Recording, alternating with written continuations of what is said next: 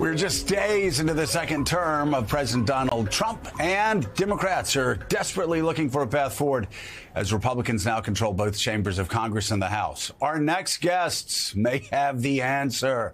With us now, the co-founders of Crooked Media and the hosts of Pod Save America, Tommy Vitor, Jon Favreau, and John Lovett. Thank God you guys have the answer. I wanted to ask you so many questions about diet, about exercise. How do I keep my social theory?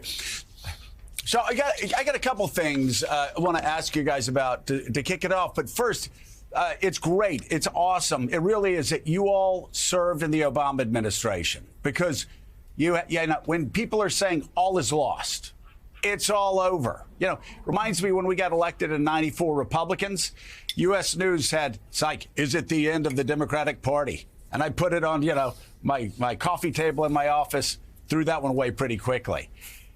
After Barack Obama won, and I wrote this down, won by 7.5 points, 365 electoral votes. The House, Democrats didn't have a 1-vote majority. They had a 78-vote majority. The Senate, not a 3-vote majority. Democrats had an 18-vote majority. So you guys have to be laughing every day because, power is like vapor. It disappears pretty damn quickly. You guys have to be laughing when you hear Democrats going, it is the end. Republicans have a 1-vote advantage in the House. Can you guys talk Democrats through that and explain how this does happen? Elections happen, and it's not the end of the Democratic Party. Yeah, it actually reminds me of 2005, right after George W. Bush won the second term. And people thought all was lost for the Democratic Party. Tommy and I were then sitting in then Senator Barack Obama's Senate office, newly elected senator. And I think no one imagined at the time that 4 years later he'd become president of the United States. So things happen fast. And, you know what happened after that. In 2005, George W. Bush tried to privatize Social Security. That was hugely unpopular. Then the Iraq War, Katrina, and financial crisis. So, no one can predict anything. But I think the reason that Barack Obama did well, the Democrats did well back then is, they spoke out and they weren't afraid. And I feel like Democrats are still getting their sea legs in this first week. You get a lot of different messages coming out of the party. Yeah. And, I'm not sure why everyone isn't focusing on the pardons. He pardoned a bunch of people who beat up police officers. And I don't know why every single Democrat isn't together putting out, forget about putting out statements. Go out to the mics, go out to the cameras and start yelling about it. I just disagree with that. I just think there's a much more important question, which is Elon Musk autistic or is he a Nazi? And I think that's the question we really need to be focused on. With the signal that he made. Yeah, with the signal that he made. Yeah, we should dissect that for a couple more weeks. Okay. But should they be shouting at microphones? I wonder, Joe. Yeah, no, at least a couple more weeks. No, and that brings up a great point. We always talk about the signal and the noise on this show. Ignore the ground noise. Focus on the signal, and you are so right. Those pardons thus far, that's the signal. But I want to, John, let's talk about the message. Because I know you guys are sick and tired of people saying, this is why Kamala lost. This is what she should have said. This is what Democrats need to say. And they're overwhelmed by the disinformation. Meek and I were honored to be able to be at Jimmy Carter's funeral. And one of the most moving things, of all the moving things said about this extraordinary man's life, Ted Mondale read Walter Mondale's eulogy. And John, at the end of their term, they looked back. They said, what did we accomplish? Let's write a document on what we accomplished. And at the end, they didn't talk about Camp David. They didn't talk about keeping the Soviets out of Poland. They didn't talk about human rights. They wrote this down. They said, we told the truth. We respected the law. We kept the peace. Sometimes, against a flurry of disinformation, the simple truth, isn't that like the most powerful way to go? Jon Favreau. Oh, me?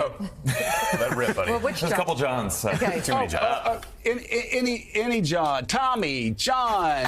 Tommy John surgery. Whoever wants to go. I think you're right. Like, Democrats need to get back to first principles. What do we believe in? What are our core values? I think that's being for working people. It's being anti-war.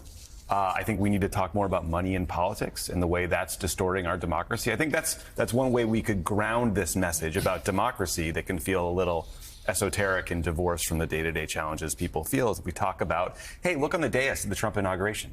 Do you know how many billions of dollars are seated there? Do you know why Miriam Adelson is there? Because she's a big donor who bought her way onto the stage, and now she is going to dictate foreign policy in the West Bank in relations between Israel and the Palestinians. So one of the challenges that you guys have, Yeah. that shows like ours have, is trying to break through the noise, and not just the distraction of the day, but also the misinformation and disinformation, the fact that it's so hard to get clear information to people who need to make decisions. What's the recipe there? How do you try that? Yeah, what's the answer to misinformation? It's a big question. I do think one aspect of it, though, is I think a lot of Democrats, especially hyper-engaged Democrats, it feels like for years we've watched Donald Trump say to millions of people, you're not wrong to care about this. Whatever that issue may be, the border, DEI, whatever issue he's using to inflame people. But he's feeding on people's anxieties, their fears, their bigotries, whatever it may be. And he's saying, you're not wrong to care about that. And Democrats have spent years saying, you're wrong not to care about this. You're wrong not to be bothered by these assaults on our democracy.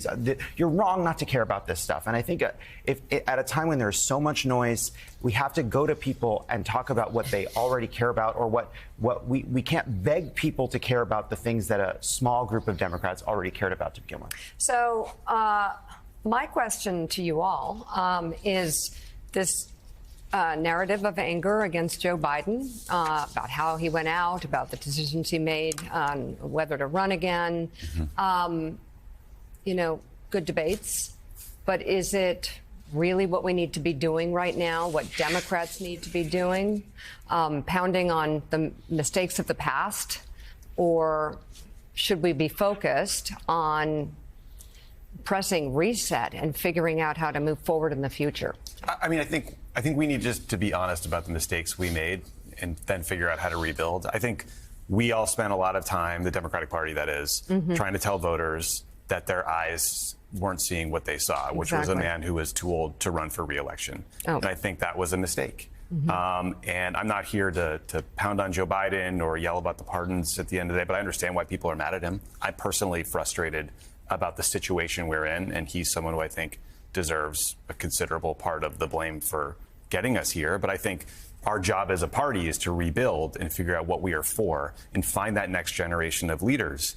And that's incumbent on them. They need to go give speeches, do interesting interviews, put up big ideas, show leadership, excite us, inspire people. Politics doesn't have to feel like this. In 2008, it didn't feel like this. People were hopeful. They were talking about hope and change. And it might have been cliche at times, but at least it felt good and was inspiring and was being for something. Yeah. I'm curious about breaking through, sorry, John, go ahead. To voters who voted for Trump. A friend of mine has a member of her family with special needs, and she's building something to try and her contractor is saying, I can't give you a number anymore because I don't know about these tariffs. It could be 20, 30, 40% more. And she's like, you voted for him. And he goes, yeah, I did. I just didn't think he'd do it, Yeah, I mean, help me. No, because you think voters, all of the people who voted for Donald Trump, love these pardons that are happening right now. People who crushed cops' skulls. No, we know that they're only supported. I mean, even when it wasn't, the question wasn't phrased as violently assaulting cops, just pardons in general for January 6th. People have been convicted. It's like 30% support. So there's a lot of Republicans that don't support it either. Look, I think a lot of the people who voted for Trump, who didn't really like Trump that much, did so because prices were high. And or they were upset about the border. And I think what we have to do over the next couple of years is make sure that we are focused on how Donald Trump's policies are affecting people. And it's not so much about what he says that offends people. It's what he says what he does that affects people. And I think we need to keep that in mind because we spent a lot of time talking about triggered. A lot of time getting triggered, a lot of time having debate over words and what's someone saying, what's they saying. Watch what the policies are. Figure he made a whole bunch of promises to people about how he was going to make cost of living better for them. And now he's pardoning criminals who beat up cops and he's doing all kinds of other stuff. So we got to watch to see if he keeps his central promise, which is why he got this. He won a majority in the Electoral College, just because he said he'd bring costs down. It doesn't seem like he's doing that now. It seems like he's doing whatever the hell he Okay, we wants to have do. so many